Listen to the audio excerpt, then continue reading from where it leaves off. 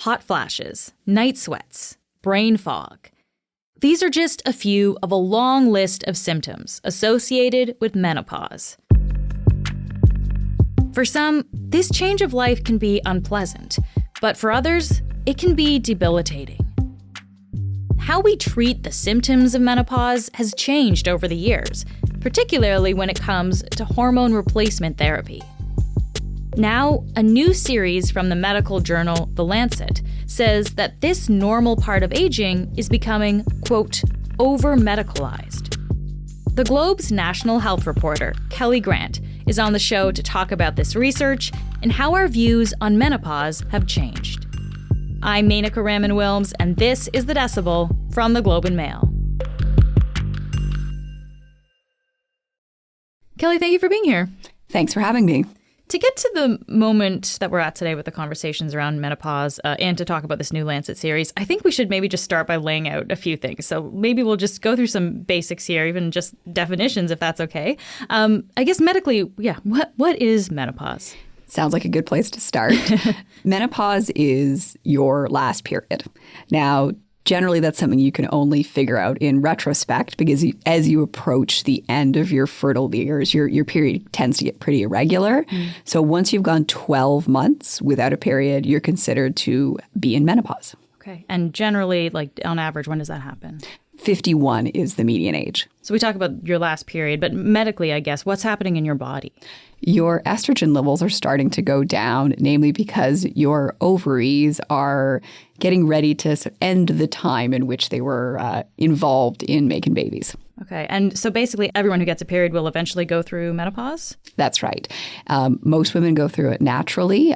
There are also women who experience early menopause because of things like cancer, where their ovaries have to be removed either because they have cancer or because they have a high genetic risk of ovarian cancer. And so some women are kicked into menopause automatically when their ovaries are removed for medical reasons. Okay. And we also talk about perimenopause. What is that? So that's when you might see, as I mentioned, an irregular period, the beginning of vasomotor symptoms, which is the fancy medical term for things like hot flashes and night sweats. So it's defined really as the years leading up to menopause. All right. You mentioned hot flashes, night sweats. What are some of the other symptoms of menopause and perimenopause? Well, I do want to go back to vasomotor symptoms again because they are the ones that are most clearly linked to menopause. That's your hot flashes and your night sweats. There's also genitourinary symptoms, so things like vaginal dryness. Then there's a whole host of symptoms that are often associated with menopause, but where the direct link to menopause is less clear in the evidence. So those are things like mood swings, fatigue, muscle soreness. You hear a lot of people talk about brain fog, but it's not as straightforward as you might think to say those are definitely caused by menopause. You know, one example I like to use is it's very clear that night sweats are associated with menopause. And if you wake up 4 or 5 times a night bathed in sweat, it makes sense that you might feel exhausted the next day. Yeah. Okay. Let me ask you now about hormone replacement therapy. So this is something that's been used to treat some of these symptoms. But what is this? It's called HRT sometimes. What is hormone replacement therapy? Well, it's just what it sounds like in the name. It is replacing some of the hormones whose levels drop when you go into menopause. So mainly estrogen. Most women who take HRT take a combination of estrogen and something called progestin, which is a synthetic version of the hormone progesterone. And the reason why women take that combination is because estrogen alone has been shown to increase the risk of endometrial cancer. So the progesterone helps counter that. If you're a woman who's had a hysterectomy, then you're safe to take estrogen on its own. And is this like a pill, a shot? What's the form? So there are plenty of different options. There's pills, there are creams, there are transdermal patches, there are vaginal applications, so intrauterine devices, that sort of thing. So that's the way you would take your hormone replacement therapy. When did we start using HRT and why, I guess? Why did we start? So HRT goes back to, the early 1900s. It arose for a couple of different reasons. One was as sort of part of the rejuvenation and anti-aging movements of the early 20th century. So, if you think women feel pressure to remain young now, that pressure has unfortunately always existed. It was originally extracted from farm animals. And then once we got into the 1940s, it was mainly estrogens that were made from pregnant mare's urine. So this is horse's pee? Okay. Yes, that is correct. And, it was pretty clear from the beginning that injections of estrogen did make a difference for those vasomotor symptoms that we've been talking about. Okay. And then HRT became kind of really widely prescribed here. I guess when and why did that happen? Well, part of it was cultural. One thing I would point to is a book that came out in the 60s called Feminine Forever by an American gynecologist who was saying, look, women don't need to decay and age. We have this option of hormone replacement therapy. And, one of the lines from the book that just sort of stands out to me is the sort of message that was delivered by that book, and a message that was delivered culturally was, with HRT, a woman's breasts and genital organs will not shrivel. She will be much more pleasant to live with and will not become dull and unattractive. Wow. Okay. So that was sort of part of the cultural message. And you can hear in that language that was really not aimed at making life better for women. It was aimed at making life better for the men who were married to these women or spent time with these women. So that's kind of the cultural piece. Then at the same time, there were a host of observational studies that began to make people in the medical community think that hormone therapy could also be useful for preventing the chronic illnesses that become more common as we age. So namely things like osteoporosis, coronary heart disease, and cognitive impairment. Okay. And with the idea that it could both keep you young, so to speak, and relieve your vasomotor symptoms and perhaps prevent chronic disease, that led to a fairly wide prescribing in women who are of menopausal age. Okay. But then something kind of changed in the way we view HRT. What happened there? So the big change came in 2002 when the interim results of a big randomized controlled trial called the Women's Health Initiative were released publicly. And to just back up for a quick second, the purpose of that big study, which involved about 27,000 women in the United States between the ages of 50 and 79, and they were postmenopausal, was not to figure out whether hormone replacement therapy worked for vasomotor symptoms. We knew that that was the case. It was to figure out whether these hypotheses about chronic disease prevention were actually true. Okay, so this hadn't really been looked at in depth before then, if it actually prevented these diseases? There had not been a gold standard big randomized trial, which is in medicine how we determine whether an intervention actually works or not. That hadn't happened on these prevention questions before. And that's what the purpose of the hormone replacement therapy part of the Women's Health Initiative study was all about. Okay. So there was this idea that here we go, this hormone replacement therapy is supposed to prevent some chronic illnesses. And then lo and behold, what they actually find is the opposite. Not only does it seem to not help preventing coronary heart disease, which was the main endpoint of the study, but it raises the risk of several different illnesses. And the one that catches most people's attention and really scares people is an increased risk of invasive breast cancer. So when those results are announced, prescribing of HRT falls off a cliff. And they actually stopped the study, I think, didn't they? They did, yeah. Because it was causing such... I mean, I shouldn't say they stopped the intervention part. They still continued to follow these women. So the Women's Health Initiative continued and actually continues today. It actually is a study that runs until 2026. But the hormone replacement therapy interventions, they felt they needed to stop it, that the risk was too high. And do we know how much it actually increased the risk of breast cancer, for example? Well, I think it's important when you look at that question to separate the groups by age. And when they went back to take a look at what the increased risk looked like for women between 50 and 59, which is, again, generally the time period when you would most need HRT to relieve those vasomotor symptoms. We're looking at 3 additional cases of breast cancer for every 1,000 women who used that combined menopausal hormone therapy we talked about earlier. We're not talking about no risk for that age group, but we are talking about a small risk. And I think for women who were suffering from especially difficult symptoms, they would want to look at this and say, okay, is that risk small enough that I'm willing to take it in exchange for better day-to-day quality of life during menopause? Mm-hmm. In the years that have passed since that 2002 press conference that really quite scared doctors and women, there have been multiple reanalyses of that Women's Health Initiative data, as well as some other studies of HRT. And what the medical community has come to believe now is that a lot of the increased risk, particularly for breast cancer, was in the older women who participated in the trial.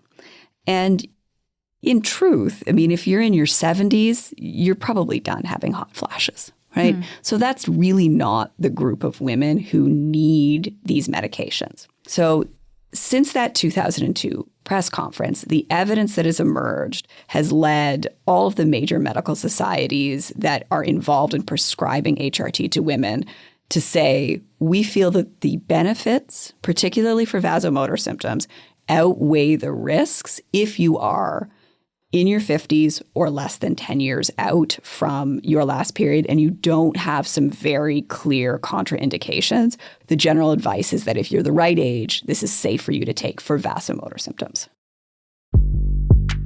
We'll be right back.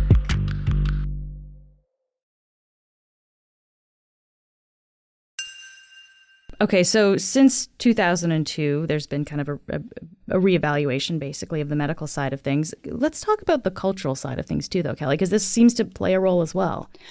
Yeah, I think it's really interesting that in tandem with this reevaluation of HRT, you've had this cultural rise of the salience of menopause itself. So this is celebrities speaking publicly about their own menopause experiences.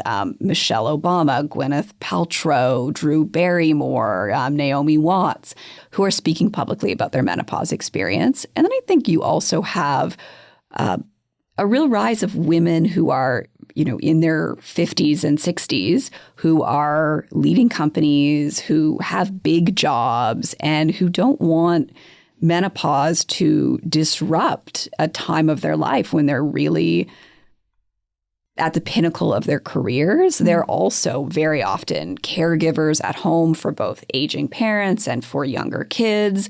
Women in this age group just they've got a lot on their plates, right? And the idea that you'll just sort of grin and bear it as you go through difficult menopause symptoms, there are a lot of women who are just speaking publicly about the fact that they think that is not okay.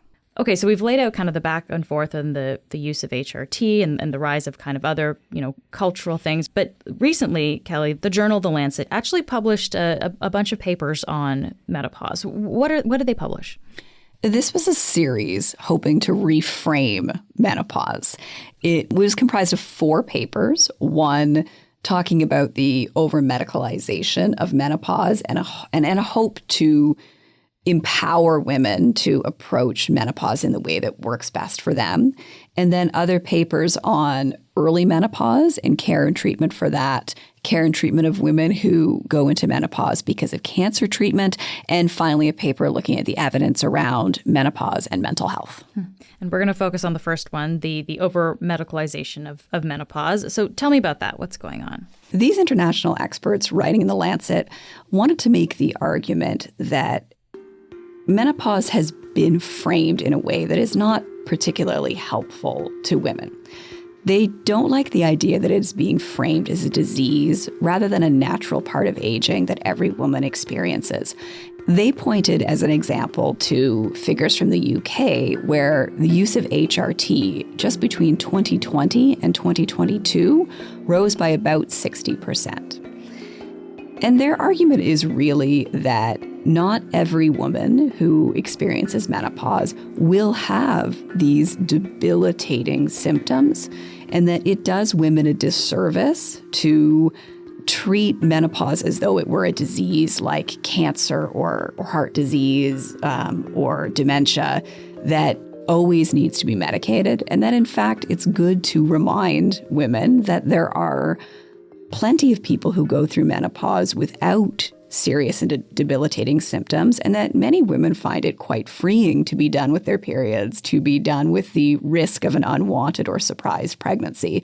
And I have to say, as somebody who's almost 44 and is sort of staring down the barrel of this, it's nice to occasionally be reminded that maybe it won't be a devastating, terrible 10 years of my life. Yeah.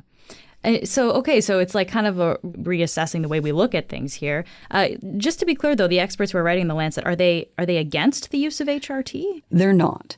Okay. What they wanted to make clear was that for women who have severe vasomotor symptoms, that HRT works well for helping with those symptoms, and women should absolutely have access to those medications and treatments. They just don't want it to be portrayed as though every woman goes through debilitating menopause symptoms. They also didn't like the idea that if you sometimes look on the internet, you can see, like 100 different symptoms that are associated with menopause. And so they also wanted to be clear about what symptoms are actually linked by the evidence to menopause, just to be a little bit more grounded in science when we talk about this phase of life. And we talked about the stats out of the UK with the use of HRT. Do we have any stats in Canada or North America to compare? Not in Canada, unfortunately. We don't have any good national numbers on the prescribing of HRT in Canada, which unfortunately is very common with Canadian healthcare data. However, we do know anecdotally and from at least one published study that involved Canadians in an international survey that Canada does not seem to be one of the countries that has very extremely high prescribing rates for HRT. I don't think this has much to do with Canadian women's attitude towards HRT or desire for HRT. I think in speaking to menopause specialists in the country, it has more to do with our lack of access. We have a lot of people who don't have a family doctor. And then we have a lot of family doctors who are reluctant to prescribe HRT. There was a whole generation of doctors who weren't taught much about this in medical school, in part because in the wake of the Women's Health Initiative results, there just wasn't much prescribing of this going on. The general message was at that time, this is too risky. So when you combine that with the fact that the menopause specialists we do have often have quite long waiting lists, we may have an access problem when it comes to HRT in Canada. Okay. And we've been talking about HRT treatments, but I guess I wonder, are there other treatments to deal with symptoms of menopause? Like if there's maybe, if there were concerns for so long around HRT, were other treatments developed? So cognitive behavioral therapy has some good evidence behind it as being helpful for vasomotor symptoms. There are a few other drugs other than hormone replacement therapies, things like gabapentin and a couple of SSRIs that have some evidence for helping with some of the symptoms of menopause, although none of them seem to work as well as HRT does. There is also a new class of drugs called neurokinin 3 receptor agonists that aren't hormonal replacement. Instead, what they do is help stabilize the temperature control center in the brain, which is what sort of goes out of whack when estrogen levels fall off at menopause. There is one drug called fezolinetant that has been approved by the U.S. FDA that falls into this class, but it's not yet been approved in Canada. So yeah, there are some options here, but I guess I just wonder, why aren't there more? Like, especially in that period when we weren't actually prescribing HRT because of the potential danger to people's health, why weren't there more options available? HRT has good evidence for helping with vasomotor symptoms, which is, for most menopausal women, the most bothersome symptom. In that period where the fear was that the risk of HRT outweighed the benefits, I think a lot of what happened during that time was that women were just expected to sort of grit their teeth and bear it, right?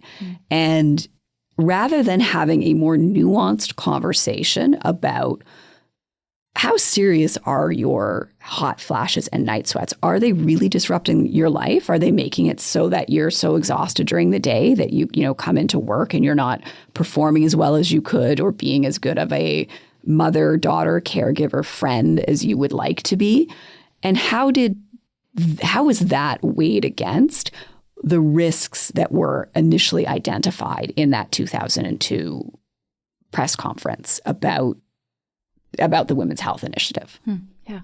And we've touched on this a little bit then. And that your last answer kind of gets to it too, because, for a long time, menopause was kind of seen as a stage of life that maybe didn't get talked about a lot or didn't get addressed. And now it seems like we're talking about it more and more.